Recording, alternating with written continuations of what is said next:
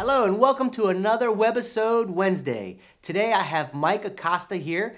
And Mike, welcome to the show. Thank you very much. Yep. Glad to be here. And why don't you tell us a little bit about what it is that you do? Well, I'm a gunsmith here in the Pittsboro area. Opened my shop about a year ago or so after attending 2 years of technical school for gunsmithing. Did 21 years in the Army dealing with guns. Used to be in Special Forces for the last 12 years of that. And been all around the world actually dealing with guns. So I think I have a pretty well-rounded background on them. Great. So what does, for us non-gun people, Sure. what does a gunsmith actually do? Well, I am what they call a general gunsmith. I can do basic repairs on guns, even some advanced repairs, refinishing, restoration work. I can actually build you a rifle from scratch. You know, not from an actual block of steel, but from receiver and parts. But I can customize them. I can rebarrel your gun, things of that nature. Cool, cool. So as far as cleaning, is that your main? No, it's just one. That's what actually is one of the smallest things I do. It is. Okay. Yeah, it's a small aspect of what I do, but I do cleaning on guns.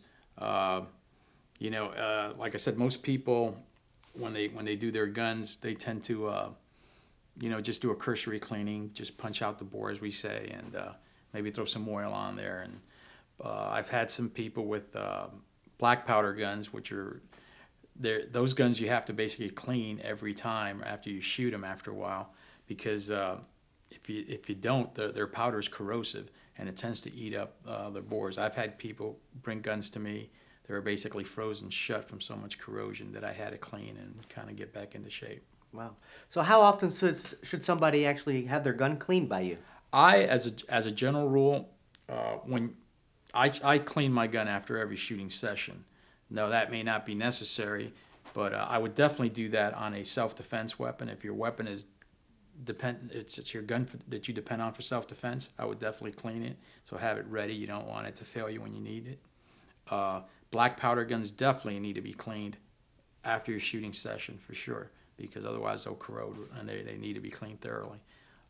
Other guns, you can let them go for a while, but I've seen... you won't believe some of the things I've seen. Some guns are so caked on with crud that it's a miracle they work. So you have to definitely clean them quite often. Okay, good. Now, what about antique guns? Do you work on antique guns? I do.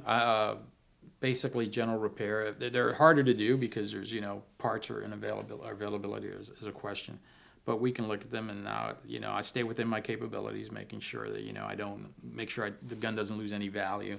Because you can't just clean a gun in the normal sense and just put a wire wheel to it, because you can destroy the value of a very valuable gun. So you definitely want to take care of that. What are some things that you look for in an antique gun so that it fires properly or whatnot? Well, yeah. Cleaning is cleaning. I guess it's the same on any gun. We'll take the gun apart, and run solvent through it and clean it and make sure you get all the corrosion and dirt off it. Not so much without trying to destroy any patina that might be there. Which is another word for rust, but it's there, and it adds character to certain guns. General guns, you should definitely clean them to the best of your ability to get all that junk out of there, if it's a working gun. Do parts loosen up over time, and do you. Well, yeah, some guns, especially on really old guns, sometimes they develop a situation known as headspace, and headspace is a critical issue.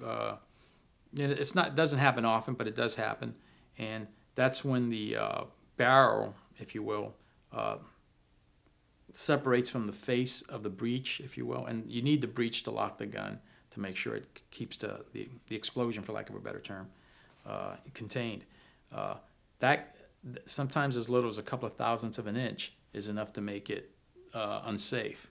So those are things. That's one of the things I do as part of the cleaning process. After I clean a gun, I put it all back together, check it for function. I also check the headspace to make sure that the gun is safe to shoot, because it could be mechanically working well, but that could be an issue that can be easily overlooked. So. Okay, well, good. Well, safety is obviously always an issue with shooting guns. Always. Can you give us or the viewers Sure. few safety tips? Sure can. In fact, I've got a gun here. We can do that right now. Okay. Okay. There's basically, you can see I have a gun here, and you notice I've pointed the barrel away from both of us, so it's in a safe direction. There's basically 4 rules that you need to be aware of, right?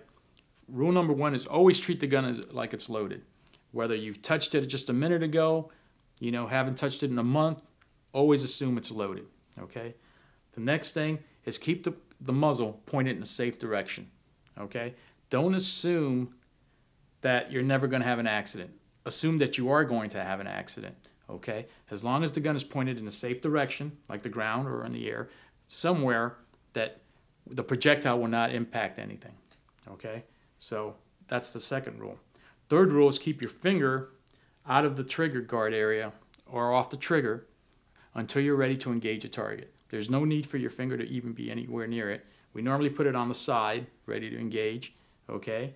But there's no need to have it in there until you're ready to fire. That'll help avoid accidents. And the fourth rule is to make sure of your target, what's in front of it, and what's beyond it. That way you're sure that, if the projectile falls short, falls far, or hits the target, nothing in between that linear distance gets hurt. Okay? Now with the gun, here we have a small little 9mm semi-automatic. Okay? The first thing you do when you pick up a gun is you should clear it. And I have a habit, I clear it no matter how many times somebody gives it to me. It's a good habit to get into. The first thing we do is remove the source of feed. Okay? In this case, it's a stick magazine. We'll press the button, and the magazine comes out. This is a mistake that a lot of people do. Some people will cycle the action, look in the chamber, right? Assume that the weapon is clear because there's no bullet in it, right? But forgetting that there's more bullets inside the magazine. They let the slide go forward, and then they remove the magazine, not knowing that they've accidentally chambered a round from the magazine. Okay? So the first thing is remove the source of feed so no further ammunition goes into the gun. Once that's done, put it away or wherever you want to do it, right? Next, lock. In this case, we'll lock the slide back to the rear, right? Gun pointed in a safe direction, okay? And we'll inspect, let me go here, inspect the chamber area and inspect the magazine well to make sure there's no other ammunition that could have possibly lodged there and got in the way. Now we know the gun in both areas, and there's no more ammunition is coming in the gun. We'll be safe. Okay, at that point you can go and bring the slide forward, and the gun should be safe and cleared. Okay, then take the gun, put it away in a safe direction, or get ready to do what you want to do with it. Great. Well, good safety tips. I'm sure our viewers could take those into account and make sure we're always safe when dealing with the guns. If you are interested in more information and would like to contact Mike to help clean your gun, where can they go? Okay, they can reach me at my business phone, which is 919-542-7493. I can also be reached by email at laser, that's Lazer, 4388 @yahoo.com.